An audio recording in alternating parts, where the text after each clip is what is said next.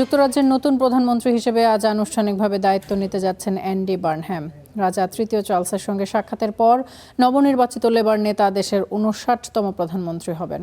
এরপর ১০ নম্বর ডাউনিং স্ট্রিটের সামনে জাতির উদ্দেশ্যে প্রথম ভাষণ দেবেন তিনি। ক্ষমতাসীন দলের আইন প্রণেতাদের চাপের মুখে সম্প্রতি দায়িত্ব ছাড়ার ঘোষণা দেন কিয়ার স্টারমার। তারই স্থলাভিষিক্ত হচ্ছেন বার্নহ্যাম। প্রধানমন্ত্রী হিসেবে তার সামনে বড় চ্যালেঞ্জ হলো চলমান রাজনৈতিক স্থিতিশীলতা ফিরিয়ে আনা এবং জীবনযাত্রার ব্যয়ের চাপ কমানো।